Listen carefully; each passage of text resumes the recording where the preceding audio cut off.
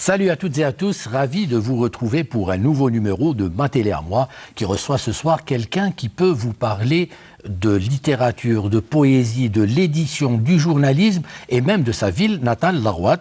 Vous l'avez bien compris, on parlera beaucoup du livre ce soir car je fais partie de ceux qui n'apprécient guère qu'on ne parle de livres et de littérature que dans les émissions littéraires et lors des événements tels que le SILA. J'estime que le livre est une affaire trop sérieuse pour être confiée qu'aux écrivains. C'est pour cela que j'ouvre aujourd'hui cet espace à quelqu'un qui m'est très cher, M. Lazari Laptar, qui est venu nous donner envie de lire ce soir, j'espère. Monsieur Lazari Laptar, bonsoir et merci d'avoir accepté notre invitation. Bonsoir Halim, c'est moi qui vous remercie. Je suis vraiment ravi de me retrouver sur ce plateau et dans cette émission à la fois sympathique, conviviale et ouverte. Très bien. Alors, si on devait avoir de vos nouvelles, que fait Monsieur Lazari Laptar actuellement? Je sais que vous avez touché à tout. En ce moment, je suis complètement dans le SILA. C'est le SILA depuis maintenant 3 jours et tous les jours je suis au SILA. Mais s'il s'agit d'activités, je me consacre maintenant, depuis que j'ai fermé ma maison d'édition il y a 3 ans, je me consacre entièrement à l'écriture. Très bien. Alors je vais vous proposer une photo de quelqu'un de très connu. On va la voir à l'antenne si vous permettez. Voilà. Alors c'est Jean d'Ormesson. Pourquoi lui? Parce que c'est un écrivain, parce que c'est un philosophe, parce que c'est un académicien, mais c'est quelqu'un qui a su, comment dirais-je, être toujours présent à la télévision et d'une façon tellement sympathique qu'il est devenu très populaire et certains disaient que l'homme médiatique éclipserait même l'écrivain.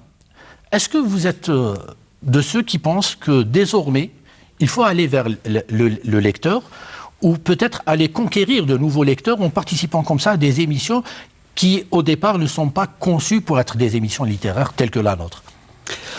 Je pense que c'est absolument inévitable. Nous sommes dans un monde aujourd'hui, un univers qui est complètement dominé par la communication, les médias, et notamment les nouveaux médias, c'est-à-dire les réseaux sociaux.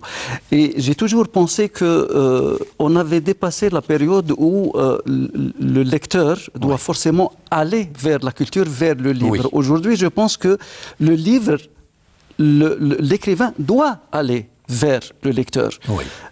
En utilisant tous les moyens possibles, évidemment. J'ai toujours proposé que, par exemple, les lycées dans notre pays, et j'en ai parlé une fois avec Madame la Ministre au dernier SILA, que les lycées, par exemple, ouvrent leurs portes aux artistes et aux écrivains pour qu'ils puissent aller à la rencontre des élèves.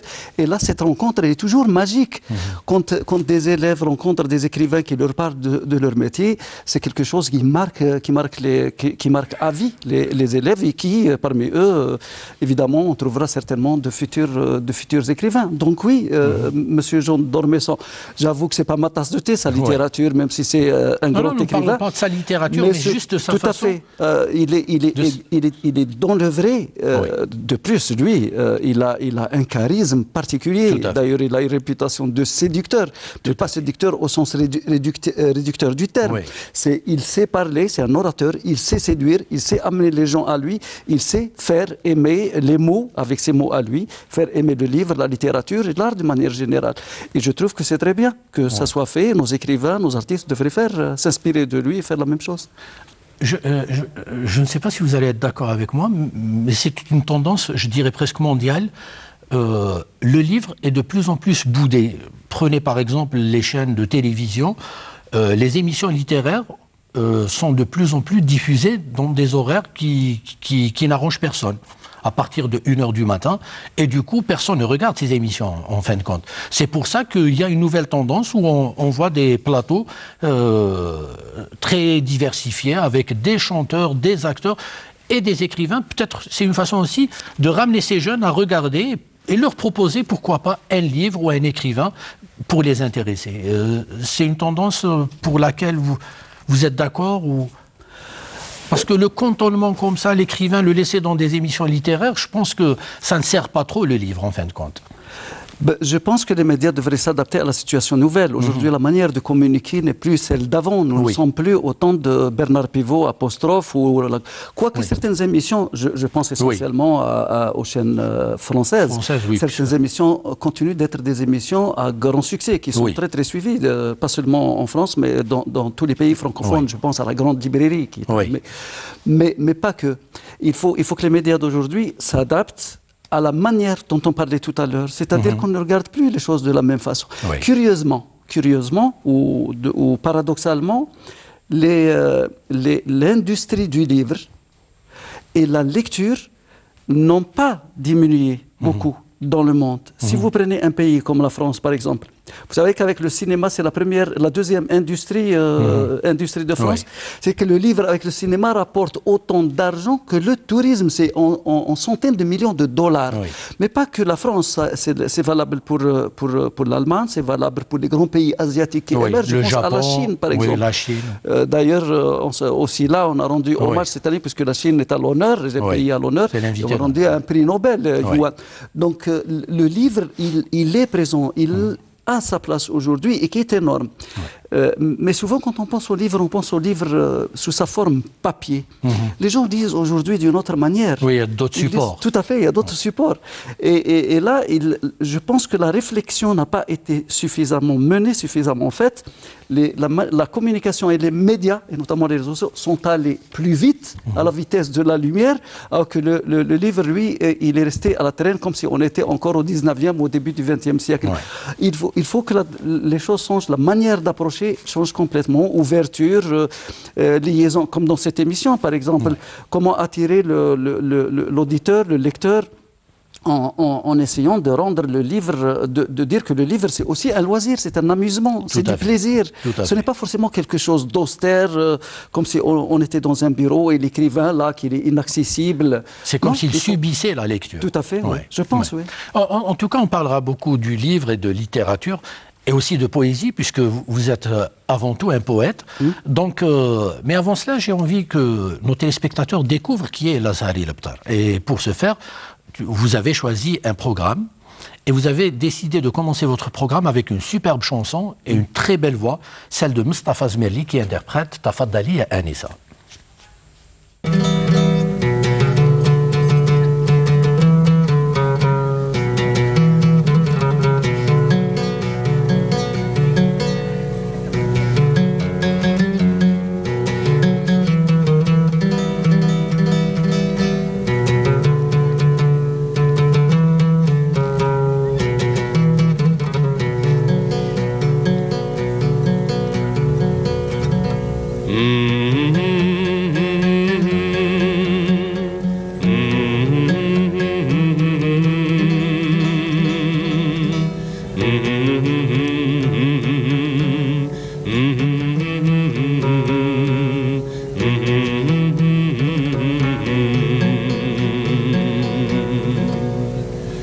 تفضلي يا آنسة يم العيون الناعسة أنا وحيد متعب ولا رفيقا آنسا ولا رفيقا آنسا تفضلي يا آنسة يم العيون الناعسة أنا وحيد متعب ولا رفيقا آنسا ولا رفيقا آنسا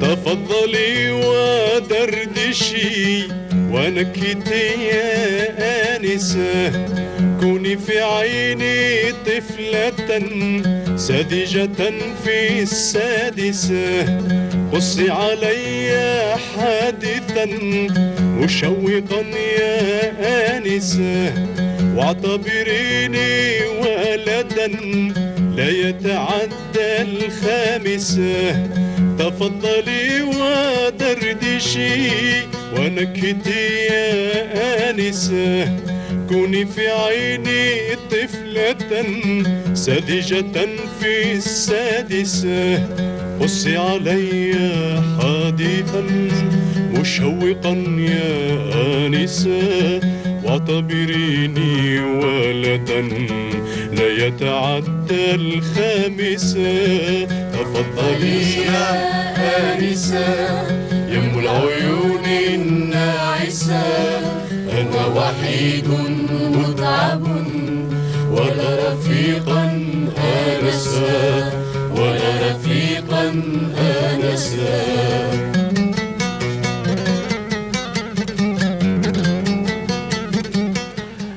Excellent choix, car il nous permettra de replonger un peu dans l'enfance de M. El Zahari Labtar. Mais avant cela, pourquoi cette chanson? C'est un coup de cœur ou un clin d'œil au sud algérien, vu que Mustafa Zmirli est de Boussaada et vous de l'Arwat?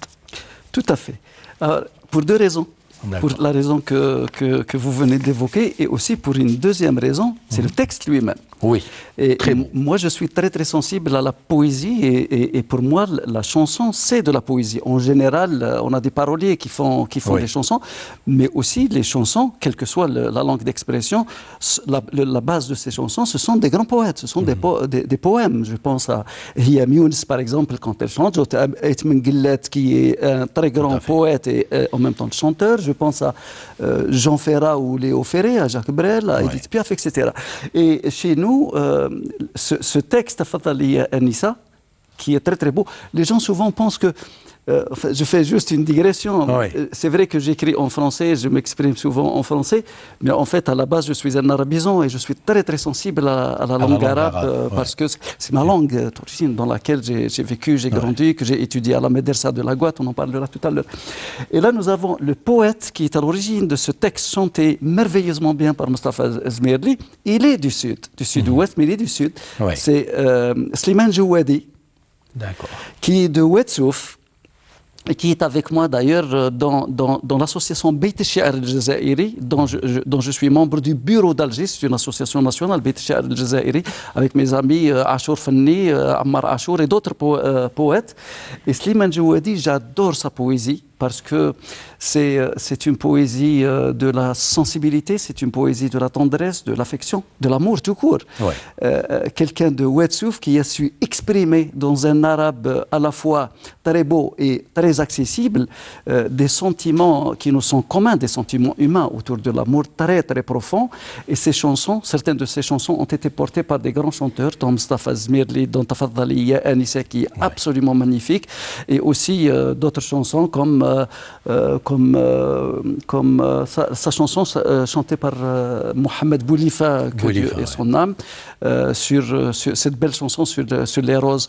Donc il y a une sorte d'alliance entre poésie et musique qui est fantastique. Et évidemment, la chanson, qui est une chanson sur la tendresse, sur l'enfance, me renvoie à ma propre enfance. Et chaque fois que je l'entends, que je l'écoute, elle me remue de l'intérieur. Eh bien, très bien. Alors, vous allez nous parler de votre enfance. Vous êtes né un 8 janvier 1952 à l'Arwat, c'est ça? Tout à fait, ça remonte à très très loin. Non, pas aussi loin que ça. Pas aussi loin que ça. Donc, pour ceux qui ne connaissent pas l'Arwat, si vous deviez la décrire en quelques mots, vous diriez quoi? La ville de la beauté, la ville de la poésie, la ville de l'honneur, la ville de l'hospitalité, de la générosité. Voilà, tout ça. Mais vraiment en quelques mots. Je pourrais rajouter pourquoi la ville de la poésie, parce qu'on parlait de Slimane Jouadi et de la poésie de manière générale, parce que la ville de l'Arwat est liée intimement, son nom est lié organiquement à un très très grand poète dont les chansons ont été portées par des grands chanteurs et qui est Abdallah Ben Kerriou. On ne peut pas parler de l'Arwat sans parler d'Abdallah Ben Kerriou, on ne peut pas parler d'Abdallah Ben Kerriou sans évoquer le nom de la ville de la Gouat. Entre autres, Khlifi Ahmed Gamrallel, Khouatri Tounnasbi, enfin tout ça c'est connu. C'est ça ma ville. Et votre enfance? Quelques mots sur votre enfance? Mon enfance, je l'ai racontée dans un ouvrage qui s'appelle La cuillère et autres petits riens, où il y a 40 récits, où je reviens sur mon enfance et mon adolescence, de l'âge de 6 ans jusqu'à l'âge de 12-13 ans. Et dans ces 40 récits, j'évoque donc toute mon enfance à la Gouat. Et ces récits, ce sont des souvenirs, je me souviens. Et tout commence par je me souviens, car je me souviens, ceci et cela. Et mon père raconte, et quelques textes, ma mère raconte. Donc des histoires qui m'ont été des histoires rapportées et des histoires vécues. Oui. Et qu'est-ce que je... pour moi, c'est... évidemment, avec du recul, on regarde toujours sa vie et son enfance avec les yeux de la tendresse, avec des yeux même s'il y a des choses difficiles, on ne garde que les bonnes choses. Baudelaire, le grand poète français Charles Baudelaire a très bien résumé ça en disant le vert paradis des amours enfantines. Moi, ma ville, c'est le vert paradis des amours enfantines. D'autant plus que j'ai eu la chance de naître dans une maison qui était entourée d'un jardin, les maisons traditionnelles, évidemment. C'était dans les années 50, il n'y avait pas les commodités d'aujourd'hui. Mais c'était une maison construite par mon père, Allah yarhamou, dans un jardin qu'il travaillait de ses propres mains. Mon père était waqaf, il s'occupait de la distribution de l'eau dans l'oasis. Et j'ai toujours dit, moi, j'ai eu la chance de naître dans une oasis dans l'oasis. Notre maison était une oasis avec le jardin et le tout était dans l'oasis de la Gouatte.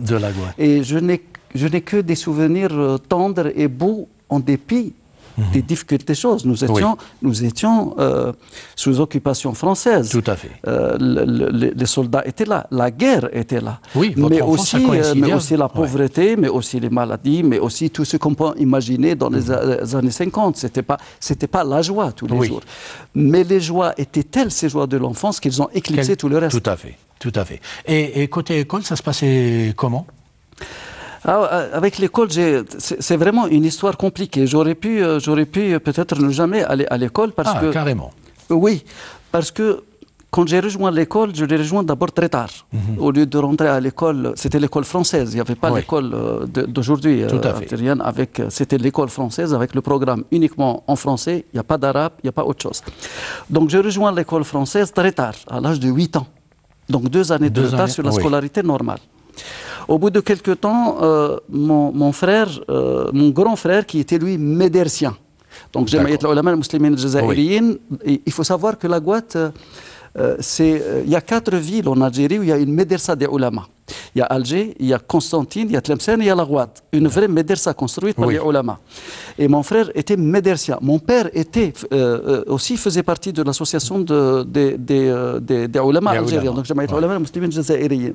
Et mon frère n'avait pas à l'époque, on était sous... à la veille de l'indépendance et tout, il ne voyait pas l'utilité d'aller à l'école française. Donc il m'a proposé de sortir de l'école française pour aller étudier à la médersa. Donc je rejoins la médersa, d'où je disais au début que l'arabe m'était très familier. Je suis un bon bilingue, j'ai pas de souci avec l'arabe. Donc je rejoins la médersa où je fais une année complète d'arabe et que de l'arabe. J'étais plus dans l'école française. Et un jour, mon père a rencontré directeur de l'école.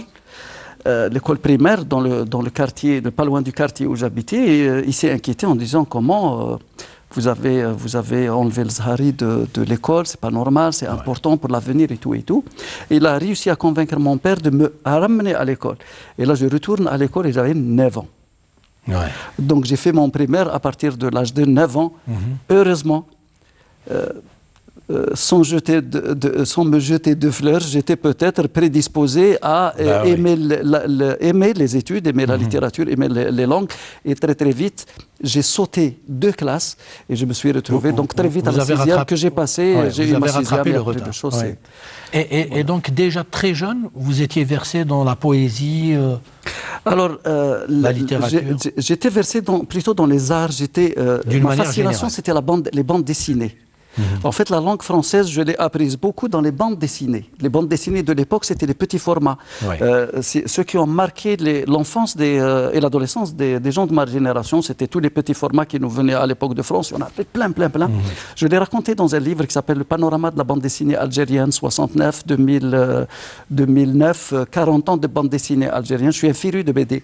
Et donc, j'ai appris beaucoup la langue française dans ces bandes dessinées qui sont Blake le Roc, Hakim, Zambla, les Swing, le Fantôme, Mandrake. Les gens de ma génération se souviennent de tout ce qui se vendent très très cher aujourd'hui. Quand vous rentrez sur Internet, vous cherchez les petits formats, ça coûte très très cher aujourd'hui.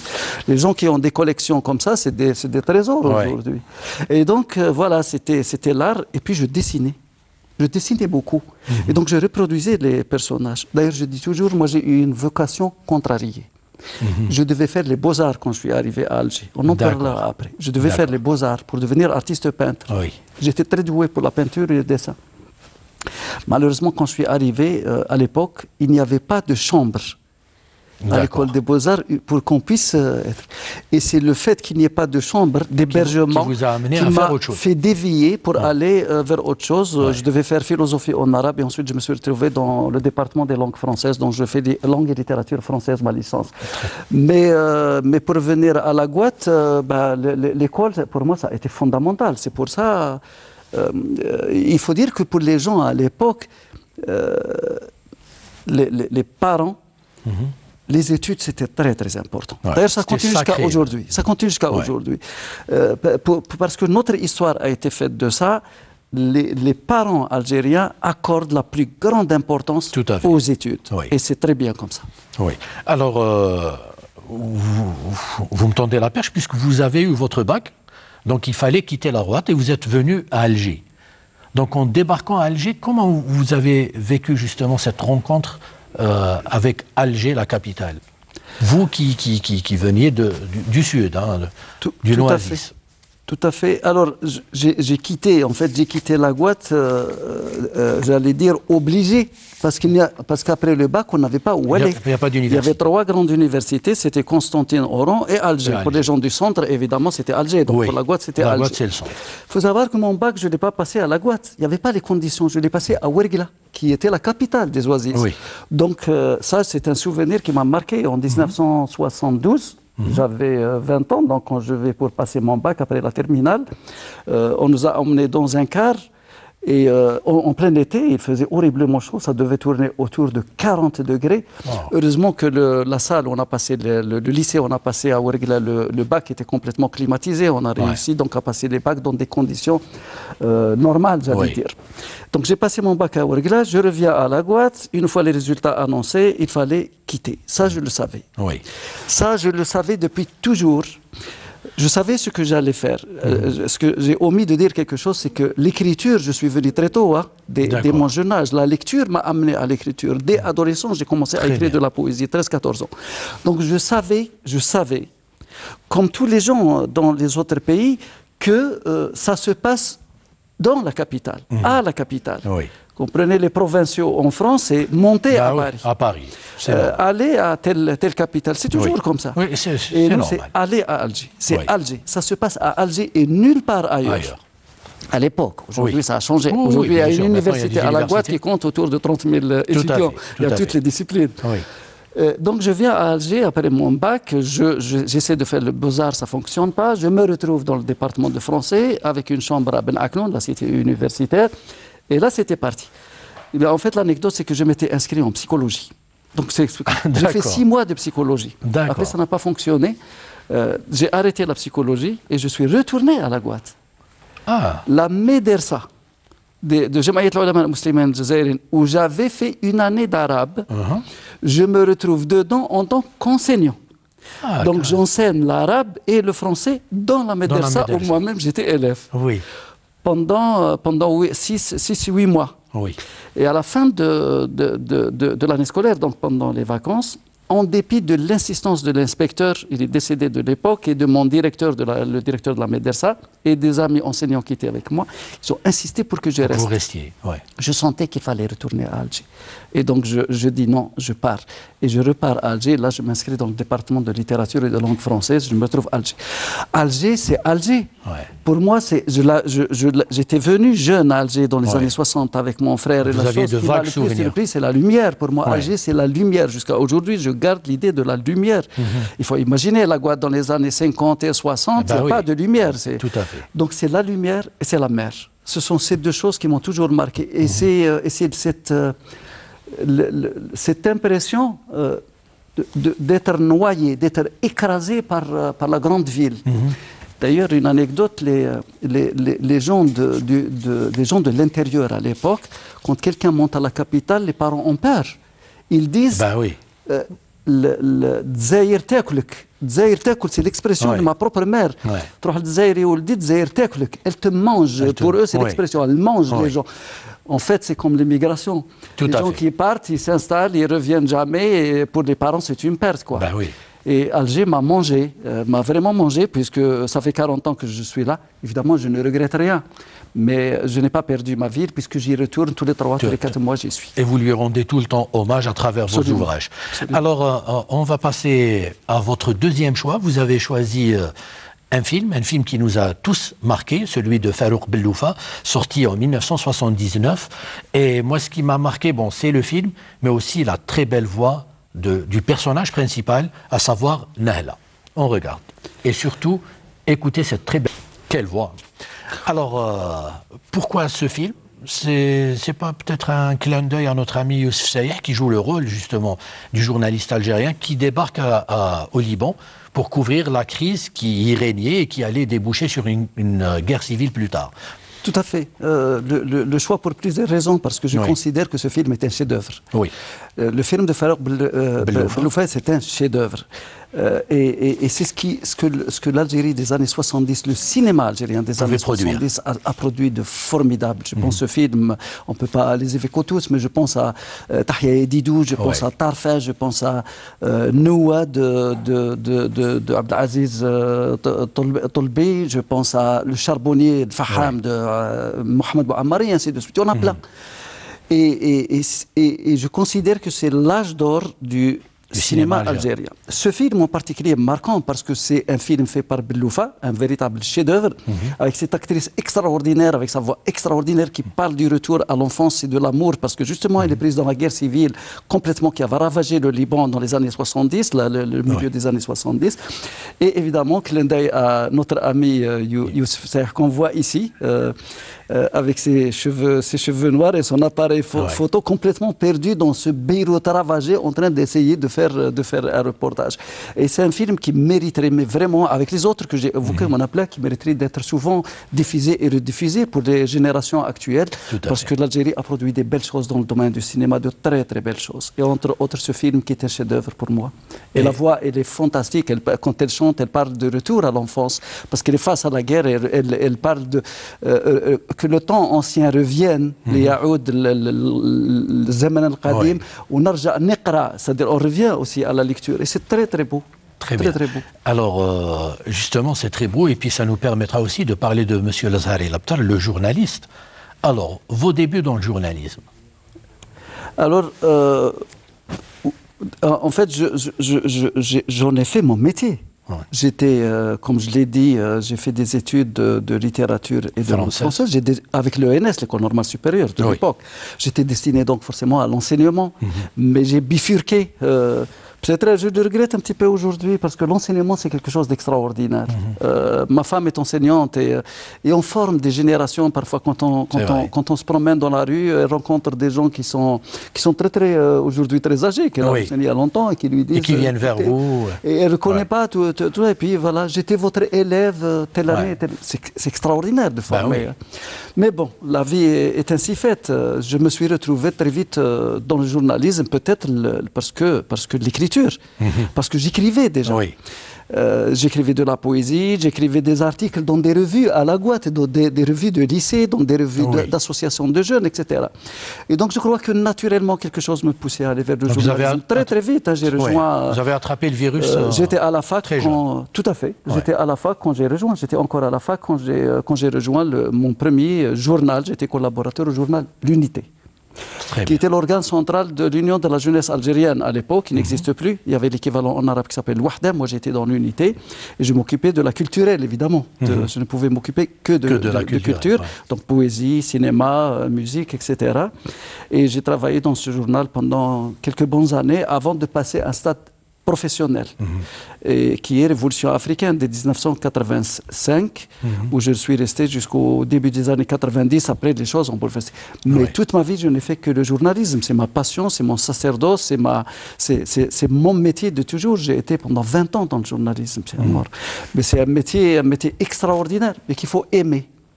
Il faut aimer, mais vraiment aimer. Et puis, c'est un métier qui est prenant. C'est-à-dire que si on veut faire autre chose à côté, c'est très très difficile. j'ai consacré une grande partie de ma vie au journalisme, j'allais dire un peu au détriment de la littérature, puisque j'écrivais, mais pas comme j'aurais aimé. Bah oui. Ce n'est que maintenant que j'ai pris du recul et que j'ai le temps, etc., que je carbure à plein dans l'écriture, je ne fais que ça.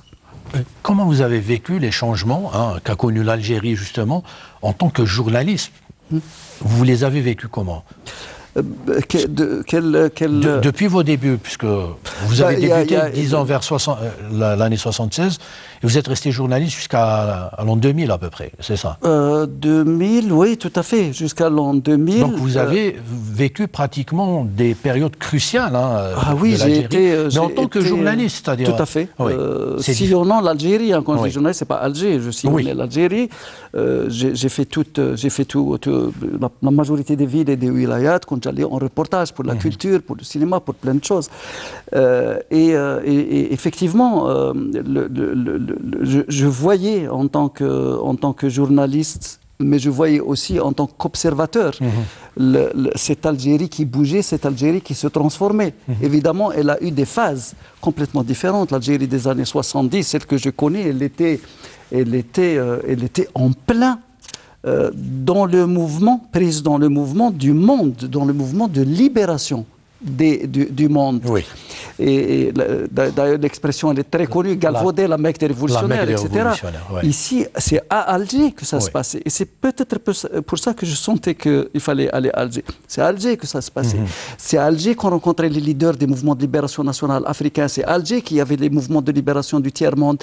C'est à Alger que se tenaient les grandes rencontres. C'est à Alger que venait Arafat. C'est à Alger que venait Mahmoud Darwish. C'est à Alger que venait Fayrouz. C'est à Alger que ce qu'on voyait dans le film de Beloufa sur le Liban. C'est à Alger que ça se passait. C'est à Alger qu'il y avait le PANAF, que j'ai raté, moi, en 1969, le premier festival panafricain qui était grandiose, on a vu à la télé, nous, je n'étais pas encore ici.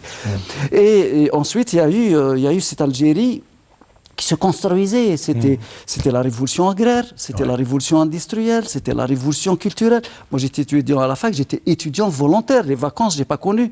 J'allais dans les champs avec les paysans et là, on allait expliquer les grandes transformations sociales, politiques, économiques du pays. J'étais complètement pris dans ça. Plus, évidemment, les soirées culturelles, la littérature, le théâtre, Ketb Yassine, enfin, tout était...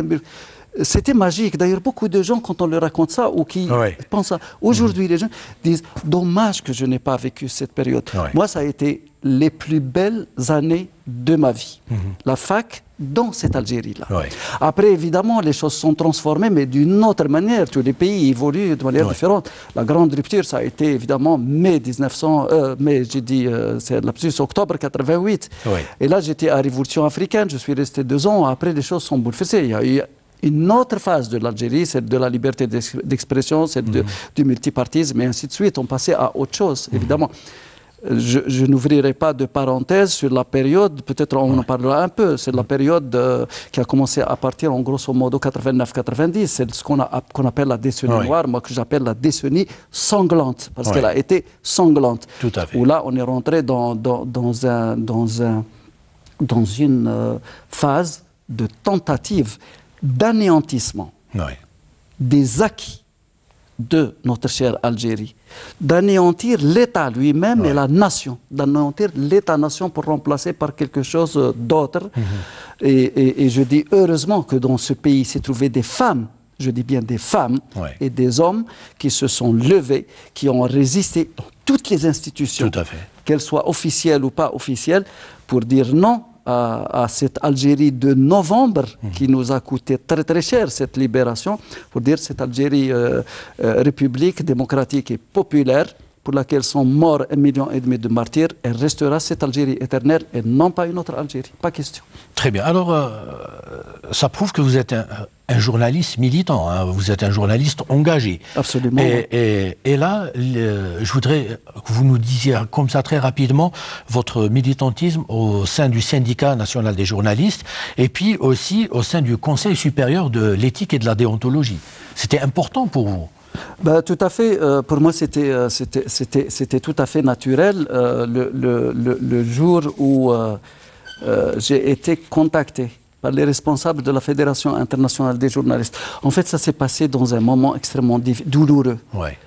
J'étais à la Maison de la Presse au mois de Ramadan, le 12 février, si mes souvenirs sont bons. Lors de l'attentat qui a ciblé la Maison de la Presse. Absolument. Les 300 kilos de TNT posés à la rue Hassib Mbouali, qui ont fait malheureusement, qui font malheureusement beaucoup de morts à l'intérieur et à l'extérieur. 18 personnes, dont une confrère de la télévision algérienne, il ne faut pas l'oublier, qui ont été carbonisées à l'extérieur, de l'autre côté.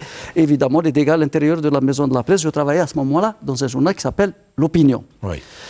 Et la bombe a fait des dégâts au niveau d'un certain nombre de sièges de journaux, dans le Soir d'Algérie, où il y avait mes amis, Algérie Républicain, et Le Matin, le journal Le Matin.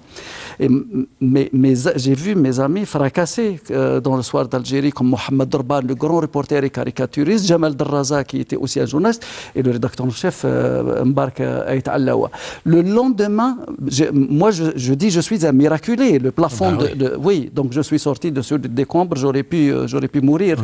Et le lendemain, je reviens, et là je suis contacté par les responsables de la Fédération internationale des journalistes qui étaient là, Aidan White, et donc il me propose de prendre en charge la FIJ. Et là, j'ai pris en charge la FIJ et tout est allé très très vite à partir du centre de la FIJ. Avec les amis de l'époque, on a créé le syndicat national des journalistes et le Conseil supérieur de l'éthique et de la déontologie des journalistes algériens parce qu'on en avait besoin et c'était tout à fait naturel.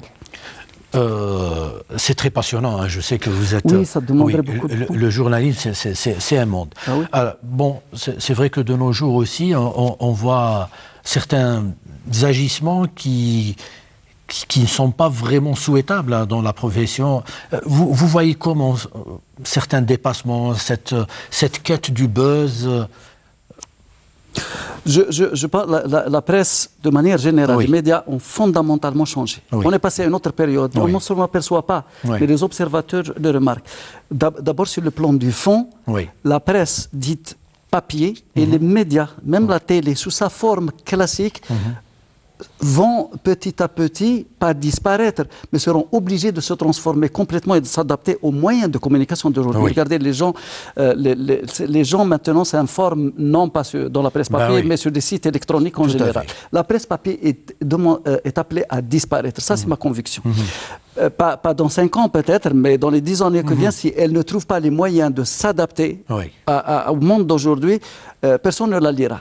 En plus, le tassement de la publicité, ensuite le désintérêt du lectorat, etc. Elle est appelée à se transformer. Elle est remplacée de plus en plus par les nouveaux médias, ce qu'on appelle les nouveaux médias, et évidemment par l'audiovisuel, le champ audiovisuel de manière générale. La remarque que je ferai par rapport au journalisme maintenant d'hier et d'aujourd'hui, c'est que malheureusement, nous avons je dis toujours ce qu'on a perdu et ce qu'on a gagné en liberté, nous l'avons perdu en qualité depuis octobre 88. Malheureusement, on se targue d'avoir 180 titres de journaux, d'avoir je ne sais pas quoi, tant de télévision et de radio, et après, quand on voit ce qui se passe, par exemple, les pratiques du métier par certains journalistes dans les médias écrits, mais aussi dans les médias audiovisuels, moi je ne suis pas très fier de ce journalisme-là. Sur le plan professionnel, on ne travaille plus de manière professionnelle. Je ne généralise pas. Je dis, je parle de dérive, de dépassement. Professionnalisement, de manière professionnelle, on a perdu. Et sur le plan de l'éthique et de l'ontologie, il n'y a plus aucun respect, ni à la vie privée des gens, ni aux atteintes à leur vie, ni rien. On se permet tout. On est à la poursuite de comment gagner le plus de spectateurs possible, comment faire de l'audimat, quitte à tout écraser sur son passage. Et ça, c'est inadmissible. Moi, je pense que les choses devraient être réglementées, devraient changer aujourd'hui.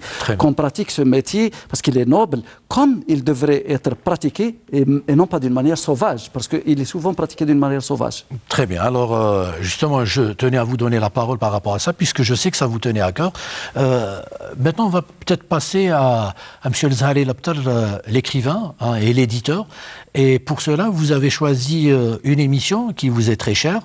Et en même temps, c'est un autre clin d'œil à un ami à nous et un collègue, notre ami Karim Amiti, à travers son émission qui vous a toujours ouvert les portes, hein, Monsieur Zahari Labtar, à vous et à pas mal d'autres écrivains et BDistes et j'en passe.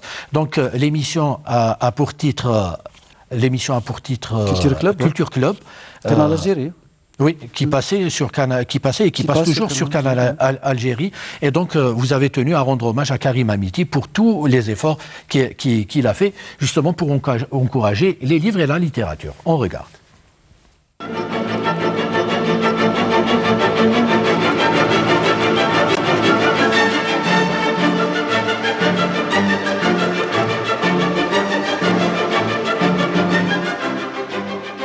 Madame, mademoiselle, monsieur, bonsoir. Très heureux de vous retrouver pour une autre soirée de débat du côté bien sûr de Canal, comme tous les dimanches soirs. Actualité faisant, aujourd'hui nous reviendrons bien sûr sur cette grande actualité, à savoir le Salon international du livre qui en est à sa 12e édition, placée sous le signe bien sûr de l'imaginaire et des libertés.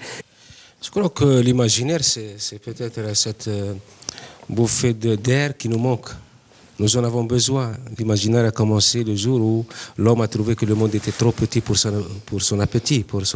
Et c'est l'extension du domaine de la vie. Donc, c'est l'imaginaire qui nous permet de nous regarder de notre façon et de nous réajuster et qui nous permet aussi d'aller de l'avant.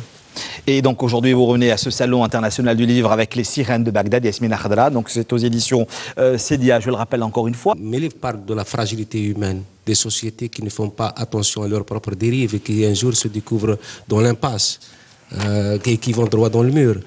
Et j'essaye à travers mes personnages, d'ailleurs les personnages, pour moi, ce sont les colporteurs de tout ce qu'on veut proposer aux autres. Ils sont colporteurs de la charge émotionnelle, de la charge philosophique, de la charge intellectuelle.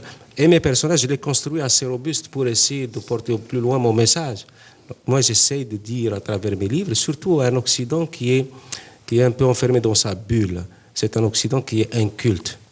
Il est peut-être génial dans sa propre culture, mais le monde, sa culture s'arrête à ses frontières. C'est ce que j'ai dit aux Américains. Le monde, vous croyez que le monde s'arrête à vos frontières, alors que le monde commence à partir de vos frontières. Et j'essaie à travers ce livre de dépoussiérer un peu tout ce brouillard qui nous empêche de voir les ponts qui nous relient et qui ont toujours été là. Et à travers l'intelligence, j'essaie de dire que ne regardez pas les Arabes ou les musulmans comme si c'était une espèce humaine à part. Nous sommes tous les mêmes. Et mes personnages, qu'ils soient à Alger ou à Bagdad ou bien à Paris, ben, ce ne sont que des êtres humains qui sont capables aussi bien du meilleur que du pire. C'est justement donc, dans ce livre-là, c'est une... Très bien. Alors... là, on est tombé sur un numéro où il recevait, entre autres, l'écrivain Yasmina Khadra. Vous voudriez qu'on commence à parler de littérature ou de poésie? Je voudrais juste dire par rapport à Karim Amiti et Culture Club, en fait, je suis très fier et très content que la télévision algérienne m'a toujours ouvert ses portes, au-delà de l'émission de Karim Amiti. Que ce soit la chaîne 1, la chaîne 2 ou la chaîne 3, j'ai toujours été invité ici, que ce soit dans des émissions en arabe ou en français. La radio, c'est la même chose, hein, que ce soit la 1, la 3 ou la chaîne en Tamazight, la 2. J'ai toujours joué le jeu et été invité. Et j'ai choisi, c'est symbolique, hein, Karim Amiti, parce que c'est une émission culturelle. Oui, à travers lui, toutes les autres livre de notre ami Youssef Saïh, dont on parlait tout à l'heure. Parce que, il faut le dire, parce que les radios algériennes et la télévision algérienne, et c'est pas, comment dire, des compliments, comme on dit,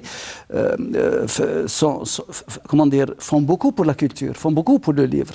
Ce qu'on ne trouve pas souvent dans les chaînes privées. Voilà. Il y a aussi la notion donc, là, on a aperçu, ça tombe très bien, on a aperçu, c'est Yasmina Khadra qui parle, et on a aperçu Hamid Green avec je ne sais plus qui. Ça tombe bien parce qu'on parlait d'édition. J'ai été l'éditeur des deux quand j'avais ma maison d'édition. Hamid Green, dont j'ai édité beaucoup de romans avant qu'il ne devienne ministre, quand j'étais aux éditions Alpha. Jusqu'à 2005. Et Yasmina Khadra, je ne suis pas son éditeur, mais je le remercie de m'avoir, signé avec moi un contrat et accepté de jouer le jeu pour publier en 2009 une bande dessinée adaptée de son roman Le commissaire L'aube. Oui. Et cette BD a été publiée. Elle a eu le 3e prix au FIBDA de 2009, le Festival international de la bande dessinée. Oui. Et c'est une BD qui est aujourd'hui épuisée. Où Mohamed Bouslah, qui est l'un des créateurs de Mqaïdesh, des tout premiers BDistes, a adapté donc le roman de Yasmina Khadra sous forme de BD. Oui. Et Mohamed, parce que je l'appelle Mohamed, m'a dit tout de suite oui. Je te donne la BD, les yeux fermés, je signe le contrat, je ne regarde même pas les articles. Très bien. Alors vous lui avez rendu hommage ce soir à travers cet extrait. Donc on revient à la poésie. Oui. Oui. La poésie pour M. Lezhali Lebtar. J'allais dire, c'est ma raison de vivre. Pour moi, la poésie, c'est fondamental, c'est essentiel. Pour moi, au-delà de tous les genres littéraires, il y a deux disciplines qui posent les questions fondamentales qui taraudent l'esprit de tous les êtres humains depuis toujours. Et qui touchent à l'essentiel, c'est-à-dire qui touchent à des domaines, j'allais dire, interdits. Comme si ce qu'on dit les voleurs de feu, Prométhée. On vole le feu, c'est-à-dire on monte au ciel pour voler le feu. C'est la philosophie. J'aime beaucoup la philosophie. D'ailleurs, vous n'êtes pas sans savoir que je suis un de ceux qui soutient les journées internationales de la philosophie d'Alger, organisées par mon ami Rezik Adnani, chaque année, puisqu'on a fait 3 éditions et la 4e pour l'année prochaine. Et la poésie, parce que c'est la poésie. Avec laquelle, qui ne pardonne jamais. Le roman pardonne, le théâtre pardonne, la nouvelle pardonne, même si c'est le genre le plus compliqué, la nouvelle. Mais la poésie, non, elle ne pardonne jamais. C'est une étincelle de silex, où vous arrivez en quelques mots à exprimer la chose qui va faire boum, qui va toucher les personnes, où vous n'arrivez pas. C'est un art extrêmement compliqué, difficile, et c'est pour ça que, moi je dis toujours, la poésie, c'est pas faire rimer amour avec toujours, parce que les gens pensent qu'en faisant rimer l'amour et toujours, ils ont fait de la poésie ou en revenant à la ligne. Ce n'est pas ça la poésie. Il faut lire beaucoup de grands poètes et rentrer dedans pour pouvoir ensuite, modestement si on écrit, c'est dire oui, j'ai réussi à écrire quelques poèmes. J'écris de la poésie, évidemment c'est pas à moi de juger si elle est bonne ou pas. J'essaie de toucher à ce sublime, à cet essentiel, un peu comme les soufis. Un peu comme les soufis, un peu comme Ibn Arabi, comme Al-Hallaj, c'est-à-dire vraiment toucher. Il y a du mystique là-dedans. Il y a quelque chose de mystique là. Et pour moi, c'est fondamental. Est-ce qu'on est poète ou on peut le devenir? Alors oui, à la question, non, je ne pense pas qu'on le devienne. Oui et non, en fait. Il faut toujours avoir l'âme. Il faut être prédisposé. Il faut avoir une sensibilité à fleur de peau, ce qu'on appelle un 6e sens. C'est-à-dire vraiment, c'est des gens à part qui sont bouleversés et touchés par des choses que le commun des mortels qui circulent dans la rue ne voit pas. On peut avoir 1 millier de personnes dans la rue qui passent et le poète va voir quelque chose que tous les autres n'ont pas vu, qui le bouleverse, qui le touche. Et de là naît le poème. Évidemment, ça c'est ce qu'on appelle l'inspiration. Avant, les Arabes croyaient qu'ils avaient des djinns. Chaque poète avait son djinn qui venait l'inspirer. On allait dans un endroit et on attendait. C'est ça. D'ailleurs, les poètes ne sont pas très loin des prophètes. Je le dis toujours.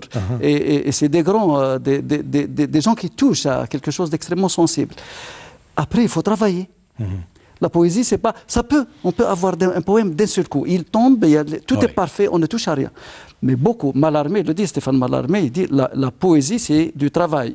On attribue ce mot à Victor Hugo, c'est 5% d'inspiration et 95% de transpiration, façon de dire du travail. Moi, quand j'ai une illumination, ça c'est de Rimbaud, l'illumination. J'ai l'illumination dans la tête, la nuit, le jour, en marchant. Elle reste dans ma tête toujours la note. Après, je m'assois sur la table, parce que la poésie, c'est des règles, c'est des choses, c'est pas que la versification. Il faut travailler, faire des assonances, trouver les mots justes qui touchent, etc. Et là, on sort, c'est comme un tableau de peinture. On ne fait pas un tableau en prenant un pinceau et des couleurs. On construit quelque chose. La poésie se construit. Mais, comment dire, les poètes sont rares. Les vrais poètes sont très, très rares. Parce que, justement, ils sont poètes. Parce que si tout le monde faisait si tout le monde était poète, eh ben le monde ne serait pas ce qu'il est. Si tout le monde était poète, eh ben on aurait un monde de paix, de beauté et d'amour. On n'aurait ni les guerres, ni la haine, ni les choses qu'on voit tous les jours qui nous font mal. Et ça reste des êtres très incompris hein, de nos jours. On s'intéresse de moins en moins aux poètes et c'est dommage. Donc, on a parlé de poésie et on me dit là que le temps presse. Donc, si on devait parler de l'écrivain, vos ouvrages. À part la poésie, j'ai écrit, j'en avais parlé, je ne reviendrai pas dessus, La cuillère et autres cuillères qui sont des récits. Moi, je suis très éclectique. J'ai écrit des essais, par exemple, sur la bande dessinée, sur les journalistes. Mais depuis maintenant 2 ans, je me consacre au roman à côté de la poésie. Donc, la poésie et le roman. Et j'ai publié, évidemment, mon premier roman l'année dernière sur une histoire qui m'a toujours passionné, c'est celle de Haïziya, la grande histoire d'amour de Haïziya, tragique, je dis dans sa splendeur, dans sa tragique splendeur. Donc j'ai écrit ce roman, c'est l'histoire de Haïziya qui s'appelle Haïziya, princesse d'amour des Ibans. Biskra, reine des Ibans, Haïziya, princesse d'amour des Ibans, qui est en cours de traduction du français vers l'arabe, il sortira l'année prochaine et qui a eu un grand succès, il est épuisé d'ailleurs. Et après j'avais une histoire qui me tenait à cœur, que je voulais, qui est très très peu connue, ignorée même, que je voulais raconter, mais pas sous forme d'historien, moi je ne suis pas un historien. Je voulais raconter, romancer, parce que j'aime beaucoup les romans historiques, Amin Malouf, Paulo Coelho, etc. Et cette histoire, c'est celle de ma ville natale, La Guatte, qui a failli disparaître de la carte en 1852 quand les Français l'ont prise. Il y a eu une résistance exemplaire de la part des habitants de La Guatte, à leur tête Ben Nasser Ben Chouhra, qui est un très très grand résistant, mais malheureusement la ville a été prise. Il est arrivé ce qui est arrivé. Je voulais montrer aux générations d'aujourd'hui qu'un pan ignoré de ma ville natale, mais qui fait partie de l'histoire générale de notre pays. Donc ce roman est sorti et là je suis en train de préparer déjà le 3e pour l'année prochaine. Alors très brièvement, parce que franchement... J'ajouterai juste, mais c'est une exclusivité, c'est une exclusivité pour ma télé à moi. L'année prochaine, au mois de février 2019, nous allons fêter le 50e anniversaire de la création de la revue Mqidesh. La revue Mqidesh en 69 a été publiée par la SNED, a été une école, un vivier, une équipe et une revue qui est unique en son genre dans le monde arabe, dans le monde musulman africain. Il n'y a pas son équivalent. Et à l'occasion du 50e anniversaire, je suis en train de préparer un ouvrage complet sur Mqidesh et la revue Mqidesh et l'équipe de Mqidesh et tout ce que Mqidesh a été pour la bande dessinée algérienne dont on a parlé un petit peu tout à l'heure à travers le film. C'est une très belle initiative en tout cas. Pour aller très vite, je sais que vous aviez votre propre maison d'édition, mais que vous l'aviez fermée il y a de cela 3 ans à peu près. Exactement 3 ans. Qu'est-ce qui n'a pas marché? Est-ce que l'écrivain et le poète ne peuvent pas... Non, pas du tout. C'est très rapidement, d'un mot, c'est compliqué. Vous étiez l'éditeur des coups de cœur, c'est-à-dire... Oui, c'était ma devise, éditeur des coups de cœur. La maison était sous mon nom LL, c'est les éditions LL, donc Zahari Lapter inversé, effet miroir, elle est connue maintenant. Et puis pendant 10 ans, ça a été une aventure absolument merveilleuse, où j'ai fait connaître des auteurs, des BDistes, des machins, des jeunes qui sont aujourd'hui, qui comptent d'ailleurs dans le champ de la BD et de la littérature. J'en suis très très fier. J'ai encouragé des jeunes poètes que personne ne publiait, qui sont aujourd'hui connus, etc. Au total, j'ai dû faire autour de 60 titres, parce que j'ai publié très très peu, j'avais pas les moyens, donc 60-70 titres en arabe et en français. Et j'ai dit c'était une aventure merveilleuse, mais pour moi c'était aussi une galère tous les jours, c'était très compliqué. Il faut savoir que quand j'ai démarré ma maison, je le démarrais avec un registre de commerce et 100 000 dinars. Et quand on n'a pas de soutien pour faire de l'édition, il est impossible de continuer. Donc j'ai tenu. Et au bout de 10 ans, je me suis aperçu que j'étais dans le mur, que je sortais de l'argent de ma poche pour aider des jeunes écrivains. Et à un moment, je me suis dit, bon, la galbe, mais il faut arrêter l'aventure. On ne peut pas continuer comme ça sert à rien. C'est de l'acharnement. Peut-être qu'il faut attendre un jour où les conditions se réunissent. Je ne crois pas. Mais mes amis, quand je leur dis ça, j'ai fermé la maison, ils me disent, pas tant mieux, mais ils disent, bon, c'est pas grave, puisque ce que l'édition algérienne a perdu, l'écriture l'a gagné, puisque vous avez écrit tout à fait. Maintenant, vous avez plus de temps pour écrire. Et c'est vrai que j'ai du temps, parce que c'est comme le journalisme, l'édition est très prenante. Elle vous bouffe, pour utiliser une expression triviale, elle vous bouffe vos journées, votre vie. Et donc là, j'ai tout mon temps, et je me consacre à l'écriture, et c'est un vrai plaisir. Eh bien, tant mieux. Alors, juste avant de vous donner le dernier mot, vous avez choisi, pour finir cette émission, une chanson de Raina Rai, Tel Taïla. Pourquoi ce choix ? Juste pour Raï Naray, parce que c'est un immense groupe, parce que c'est proche de moi, même si c'est du rail, mais c'est pas le rail classique qu'on connaît, parce qu'il parle de Simchet Taïla, donc Simchet, ça renvoie évidemment à mon enfance et au sud, puisque moi je suis de la Guadeloupe, et puis parce que ce groupe-là, il a marqué la chanson algérienne, pas que lui, et la jeunesse lui en particulier, la jeunesse algérienne, pas la jeunesse, il a marqué toutes les générations. Raï Naray, aujourd'hui, c'est un mythe, comme le groupe, comme l'OMB, etc. Il y a comme ça des groupes qui sont vraiment extraordinaires. Et cette chanson est très très belle, avec des paroles magnifiques et puis accessibles à tout le monde. Et elle nous parle de nous, en fait. Et j'avoue que je suis un fan du groupe Raï Naray, donc je partage souvent, j'écoute souvent. Qui ne l'est pas, hein, vous me diriez. Alors, j'avais comme ça un paquet de questions à vous poser, j'avais pas mal de rubriques à vous proposer. Mais bon, vous parlez de votre métier avec passion, donc le temps est passé très vite. Je vous laisse conclure en espérant vous revoir une autre fois dans notre émission et parler peut-être des choses que nous n'avons pas pu évoquer ce soir. Alors, si vous deviez conclure. Ce sera avec plaisir que je reviendrai un jour parler de ce qu'on voudra, puisqu'on n'a jamais le temps, en fait, parce qu'il y a tellement de choses et on fait des métiers qui sont passionnants, que ce soit le journalisme, l'édition, etc. Et c'est toujours frustrant de ne pas pouvoir dire il faut une émission de 3 heures, mais c'est pas possible à la télé. Il faut laisser, il faut que les gens, respecter les gens pour qu'ils puissent. En allant à l'essentiel. Qu'est-ce que je peux dire? Moi, j'ai un message à adresser à la nouvelle génération. Adressé de manière générale à notre population, aux institutions, mais aussi à la jeunesse de manière particulière.